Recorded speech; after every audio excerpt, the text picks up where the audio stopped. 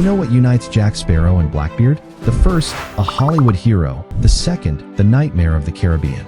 In this episode, you'll learn who the real pirates were, adventurers or ruthless criminals. Why rum became the drink of the seas. Did the pirate called Blackbeard truly exist? And who actually inspired the image of Jack Sparrow? And most importantly, why did the Caribbean Sea become the home of the Golden Age pirates? Let's find out. Why did all pirate roads lead straight to the Caribbean? The answer is simple: gold, and a lot of gold. Every month, Spanish galleons carried tons of silver and jewels from here to Europe, floating banks on the open sea. Now picture a map, hundreds of islands, hidden coves perfect for stashing a ship, and thousands of miles of ocean crossed by loaded vessels. And almost no protection. For pirates, paradise. For empires, a nightmare. Add to this the endless wars between Spain, England, and France, and you get the perfect hunting ground. Everyone wanted a piece of someone else's fortune. But there was one big catch. In movies, pirates mean freedom, adventure, and chests of gold. In reality, filth, hunger, and a life that lasted just a couple of years. Who became pirates? Not romantics and adventurers, but slaves, convicts, poor sailors, men who had no choice. Dream of riches? You'd get rats on deck and scurvy thrown in for free. Dream of glory? With the huge competition, nearly 80% of pirates drifted around the Caribbean for months without finding a single galleon. And when a prize ship did appear, the joy didn't last long. First, the money went into repairing the ship after battle, then straight into rum at the nearest port. Treasure chests? Forget it. A pirate's life on average lasted 2 or 3 years. After that, death in battle, the hangman's rope, or disease. And now imagine this. You open a barrel of meat and it tries to crawl away from you. Sailors called it walking food. In the movies, turkey and wine. In real life, rotten meat writhing with maggots. But some things you see in pirate movies were actually true. They really did have their own code. Not magical, like in Pirates of the Caribbean, but real, with rules and punishments. On ordinary ships, a sailor was little more than a slave. The captain could beat him, chain him up, even hang him without trial. But on pirate ships, everything was decided by vote. Even a captain could be removed if the crew wasn't happy. The code banned gambling with money, and if a pirate lost a hand or a leg, he got compensation from the common chest. And of course, loot was divided almost equally. The captain and officers got only about 1.5 to 2 shares compared to a common sailor. Still, even if each pirate ship's share of plunder was small, for the empires as a whole the picture was grim. And so, to protect themselves, or at least control the chaos, countries began issuing pirates with official papers, letters of marque, licenses to rob their enemies. In other words, now they weren't pirates, but privateers. They could plunder enemy ships in the name of their crown, as long as they didn't touch their own country's vessels and shared the spoils with the state.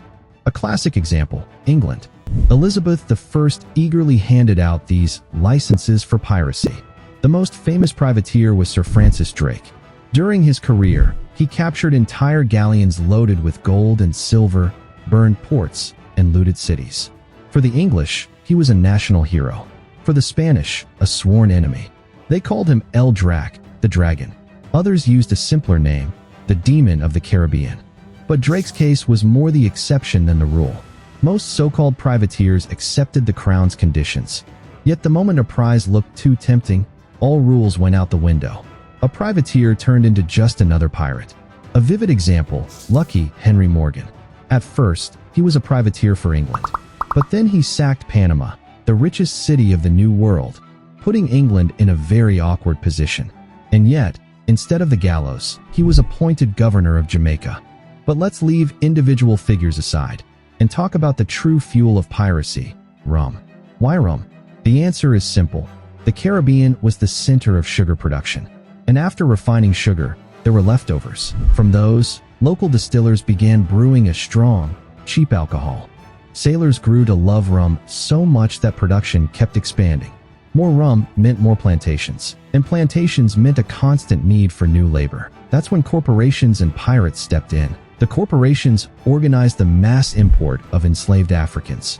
Pirates joined the business. They kidnapped or bought captives for a pittance. For slaveholders, it was a profitable bargain. Buying a new slave was easier than treating a sick one. For pirates, It guaranteed a steady flow of rum. For plantation owners, it was cheap manpower. But now let's move on to a name known to every sailor in the Caribbean, Blackbeard. In reality, his name was Edward Teach, a pirate whose career lasted no more than 3 years, about the same as most others. But in that short time, he managed to become a living legend. Blackbeard understood one simple truth: fear was stronger than cannons. Teach himself spread rumors about his cruelty. It was said he slaughtered entire crews, ship after ship. Sometimes, during a boarding, he would kill one man and let the others go, so that survivors would spread his terrifying reputation. But stories weren't his only weapon. He had a spectacle of his own. Before battle, he tied slow-burning fuses into his beard and lit them. Imagine the fog, the creaking masts, and a man steps onto the deck, his face wreathed in smoke and fire. Sailors often surrendered without a single shot being fired. Yet Teach was no madman. He was a strategist. His crew numbered in the hundreds. His ships were armed better than many naval vessels. But more often than not, negotiations did the work. His reputation fought for him. Many captains gave up their cargo rather than face the demon of the Caribbean. And yet, his end was anything but legendary. In 1718, a manhunt was organized. In the final battle, Blackbeard took more than 20 wounds and 5 bullets before he finally fell.